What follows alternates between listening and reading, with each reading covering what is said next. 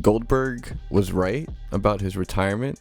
He actually did kind of deserve more, given what we heard on Ariel's show and kind of what did actually happen. I kind of wanted to look at it slightly after the fact. While Goldberg's legacy is kind of a weird one, where he was a big part of WCW.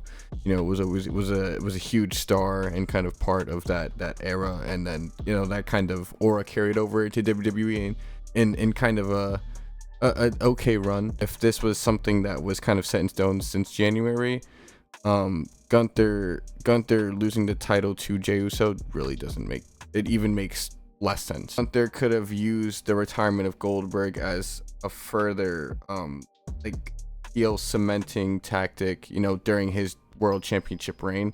Those first interviews with Goldberg directly after what happened when Gunther confronted Goldberg in the crowd on that random, I think, Canadian Raw. You could build from there a genuine program that does kind of involve the Pat backlash thing, because you would have, if you want, Pat basically sticking up for Goldberg, because no one at the locker room is really gonna, I guess, stick up for Goldberg. So I feel like Pat represents the fan and the already contingent that is kind of fed up with Gunther's smugness and the heel tactics and the heel ways he is, despite being such a great wrestler. They didn't do that. They kind of made it feel like Goldberg came out randomly just to kind of get a surprise pop, instead of really kind of teasing it. And then maybe you could have Gunther kind of egging Goldberg on. Goldberg is like, I'm gonna challenge you, don't know when, but you're next. If you really wanted to get value out of this for both sides, you would make it play into the current product.